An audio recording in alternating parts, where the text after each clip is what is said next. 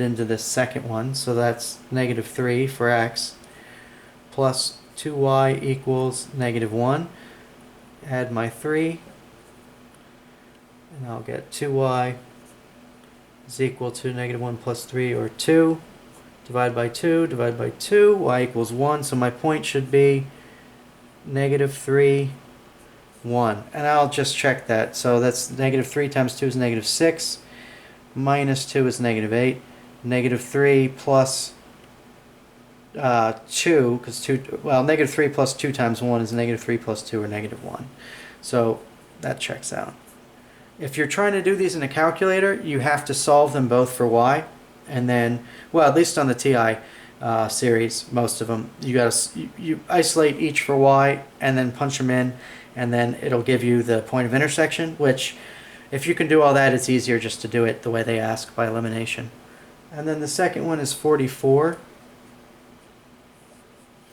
And they give me 3x minus 4y is equal to negative 24. And x plus y is equal to negative 1. Okay, so I don't have any that match up. So what I have to do is I have to multiply an equation by a constant, so every term of that equation, such that I either match up 3's here or negative 4's here. So the easiest is to multiply this equation by 3. So I'll show it sort of underneath. 3x, this is just equation 1. So if I multiply this by 3, this is equation 2 times 3, which you don't have to write. So that's 3x plus 3y is equal to negative 3. And now these are the same. The 3's match, right? So we did that by design. We could have multiplied through by 4 or negative 4 to get these to match. And now since the signs are the same, I'll subtract. Some teachers want the signs always to be the same, and then you subtract, and some it's okay if this were 3 and that were negative 3 and you're adding. That just depends. So I'm subtracting, those cancel. That's negative 4y minus 3y is negative 7y is equal to negative 24, 5, 6, 27, negative 24. Okay, well, let's see if this comes out. Negative 24, let me make sure I got it. By 3, negative 4 minus 3. I'm subtracting. No, okay, sorry. I found it. I didn't want 27/7 anyway. This is negative 24 minus a negative 3. So that's negative 24 plus 3. So this is negative 4 minus 3. Negative 7y is equal to negative 24 plus 3, which is negative 21. Much better. Divide by negative 7. Negative 7. Y is equal to 3. And then I will put that. My original equation 2 was x plus y equals negative 1. And I'm going to substitute 3 in for that. X plus 3 equals negative 1. Subtract 3 from both sides. Negative 1 minus 3, negative 4. So I'm testing the point negative 4, 3. Negative 4 plus 3 is negative 1. Negative 4 times, that's negative 12 minus negative 12 minus 4 times 3. So negative 12 minus 12 is negative 24.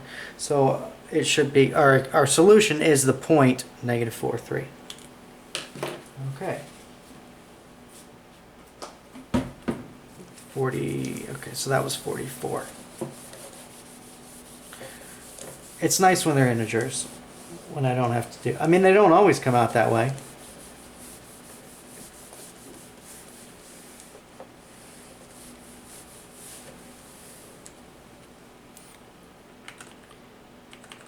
Find the common ratio. Okay, 45.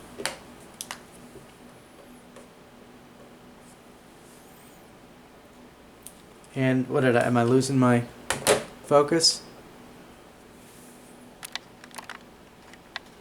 Let's try. There we go.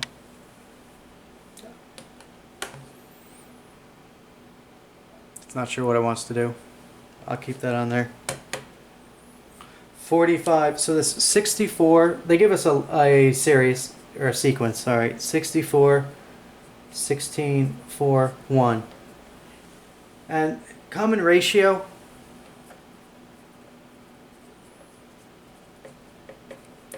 tells me that it's geometric. Oh boy. Okay, geometric, which means that I'm multiplying by a number to get the next one. So I take the second number, 16, I divide it by the first number, 64, and that's 1/4. And then you can tell, if you know that it is, if it's given that it's a sequence, then that's all we have to do. If you're testing what's a sequence, you have to test each one. So 16 over 64 is 1/4. It's the same as 4 over 16, 1/4. It's the same as 1 over 4 is 1/4. Right, so the next number would be 1/4. So that's our answer, 1/4. Common ratio. This one gives us an equation, h of x, so a function h of x is equal to 240 times 2.8 to the x.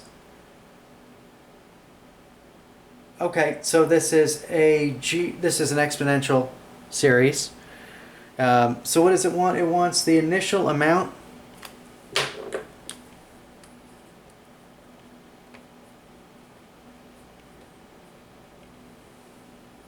is the value when x equals 0. So I can point it out here.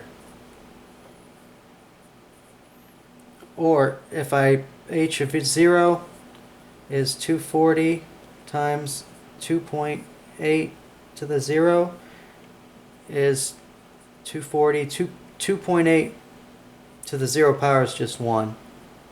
240. But it's the number that's being multiplied to the base. So here's my power, there's the base, and then there's my initial value. And then my growth factor is, here's B.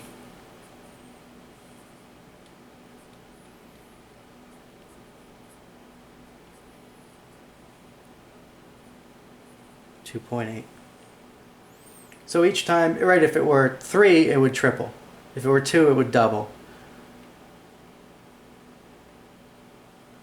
So, right, h of x, a times b to the x, that's the general, right? F of x, h of x equals a times b to the x, initial value, and then your growth factor. Okay, I'm going to cut this one here, and then I'm going to pick it back up.